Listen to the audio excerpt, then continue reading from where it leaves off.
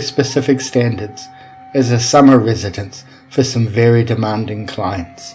Now we're here and we have the two Flahertys here, Christy Senior and Christy Junior. Guys, you're involved here in the building this, the bat house and the bat cave. Oh yeah, that's right. Yeah. Can you tell us a small bit about it now, lads?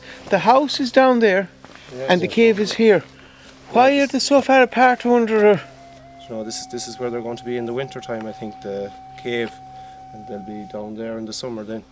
This is going to be kind of underground. It'll be warmer for them in the winter time.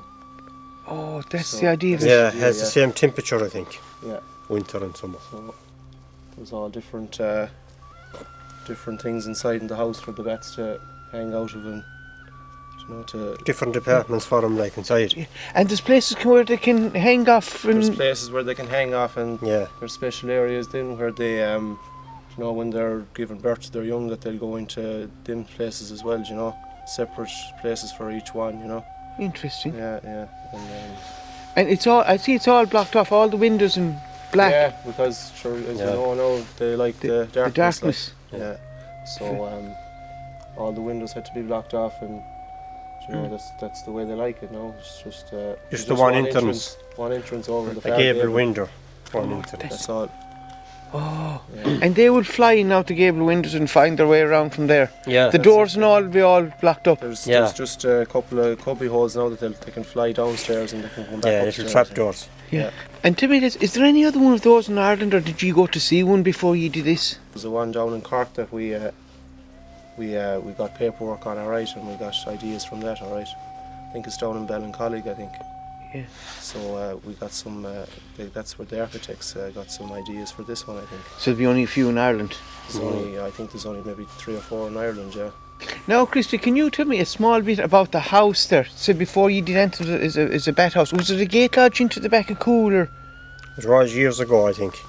Yeah, going back, but the people that was in it are gone out of it about maybe 60 years, I'd say. You don't ever remember anybody living in it anyhow? I don't remember them, no, but I seen the house intact. Yeah. When I was a young fella there, we used to see the house. There was nothing touched in it, the roof was on it and the windows, everything was in it. It was perfect, but then over the years it went. And there's people that have worked in Cool House or the Cool Estate that would have lived in it? I'd say it is, yeah. It was that's my understanding of it, that it was a gatehouse. But there was another big house further up, about a half a mile up the wood as well. It was, I think it had something to do with that too. It's all fell part down of the now. Cool Estate? Yeah, it just fell down now. So it probably had something to do with that as well.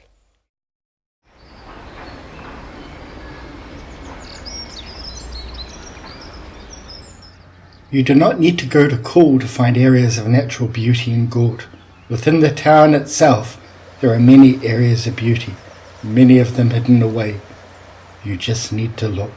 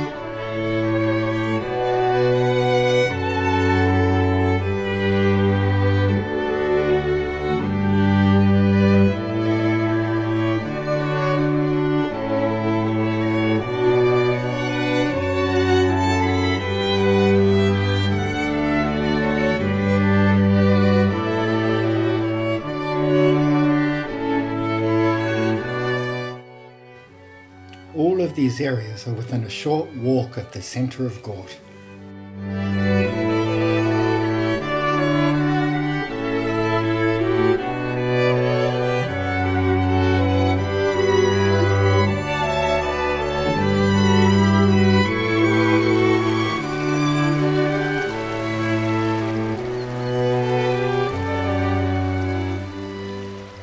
Running through the centre of town, the Gort River is of course a major part of the town's environment.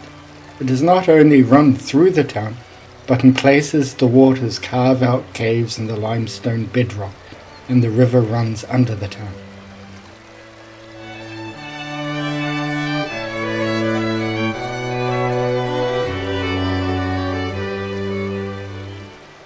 At the south end of town at the Punch Bowl, the river goes underground, emerging on the other side of the road in what can only be described as a magical place.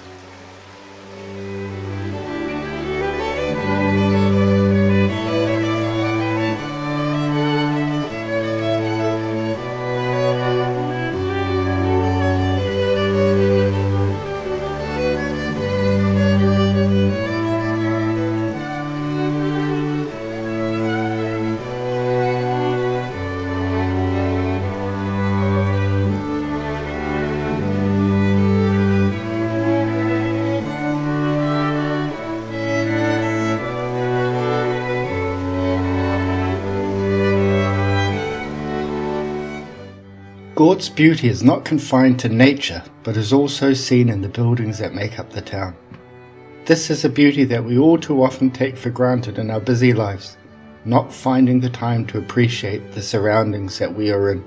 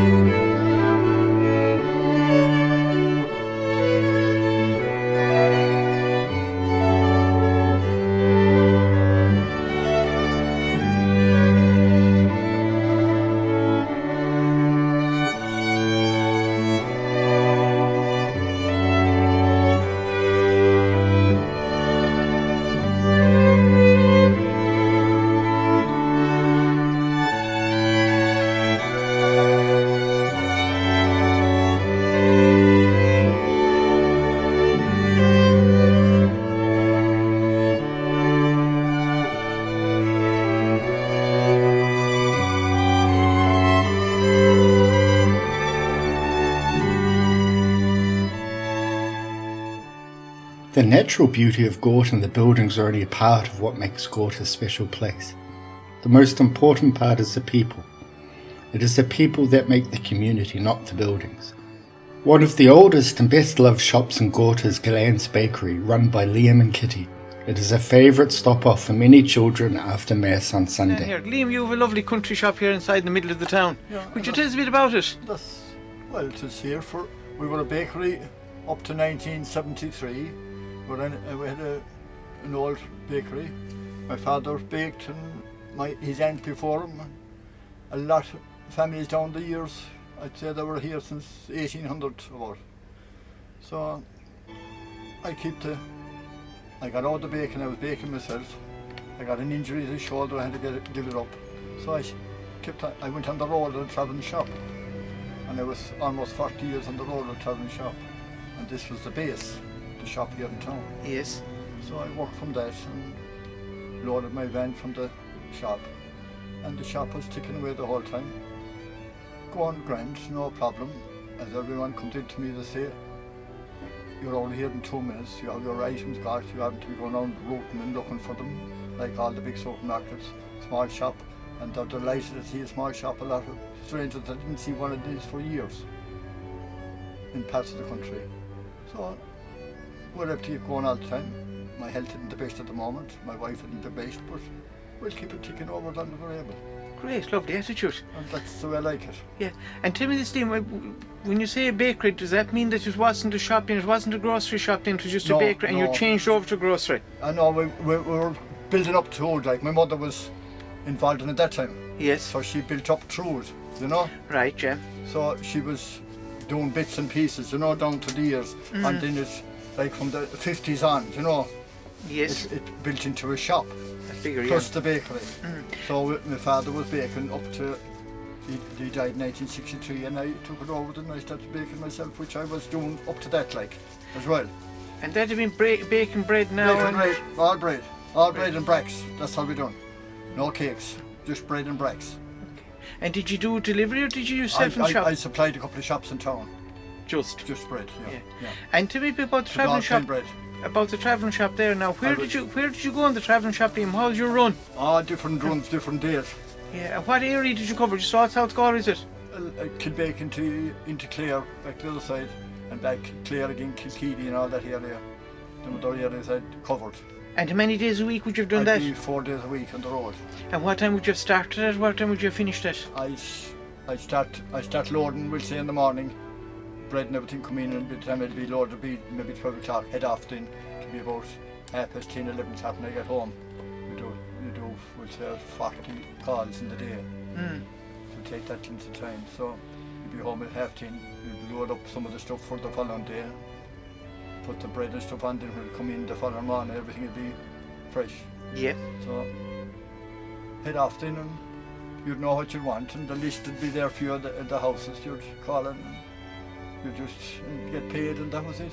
Grand. And I'd say you enjoyed it. Oh, I loved it, sure, I loved it. Once the old health didn't start to fail, and I had to get out, so I've been in the shop since. Yeah, and you So you're I liking the shop. I do. Great company. Oh, great, sure, everyone you meet, you know everyone, and all the people I used to call in the country calling to me, and all the time, you know, and a lot of them have died, you know. Of course, yeah. A lot of houses have closed, old people. But I still deliver to a couple of old people all the time. Is that Yeah, so? just want me, and then I have a book for next week now. How many? This week. How many of those would you have? I have only a few now. I Yeah. get shares, but Great. I do them all the time.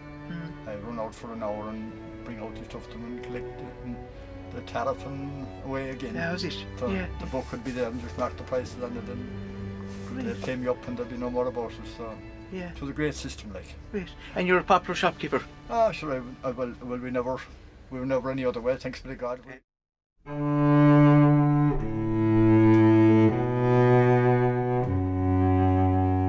Luckily, Liam and Kitty's health has improved greatly over the last few months.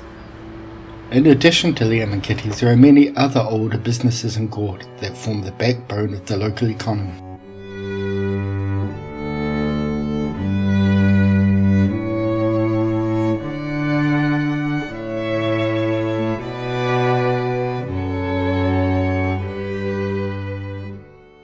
Now we've Mary Noon here in Gort. Mary, this is a lovely shop you have. How long is this you in business? My husband established this place December 1949, the 31st of December 1949. And going since in the same name? Going since, and he died 20 years ago, and I'm still here. Okay. And And enjoying it very much. did you work in the business before your I did, yes. so you were experienced I was at it? experienced, yeah. You have your own customers I though? have all over the years, plus more. Loyal customers. Very loyal customers. Yeah, you'd have customers maybe for the last 30 years or so. Oh, do you- 40 years. Right. A And lot what? of them have died, though. A lot of the older people are gone. Of course they would have. Yeah. And to me, what would be the main things you'd be selling now? Oh, it's all menswear and footwear. Never got into the ladies, thanks be to God. And would you do a gentleman's suit now or that, sure? Oh yes, saw suits. Oh sure, my husband did a very big trade in suits. Is that so? Oh, very big. They came from far and near too. He was great to measure for suits. Oh, and he would have organised the making of the suit then as well? Of course, all the factories in Limerick and Dublin and here and there. And he'd have... Often at Christmas time, I'd see maybe 20 or 25 suits lined up there for people, and at Easter time the same.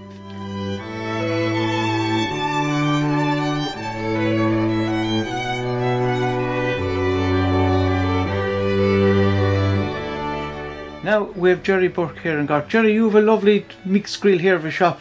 Bit of everything like yourself down 11. You have much better range though. Oh, not really, no, it's just bits and pieces. Right. And how long are you in business here now, Jerry? 1841. And was it always a hardware or... It was a pub and a grocery at one stage, and then we branched into the hardware. A bit of animal feeds and a bit of pet food, and this time of the year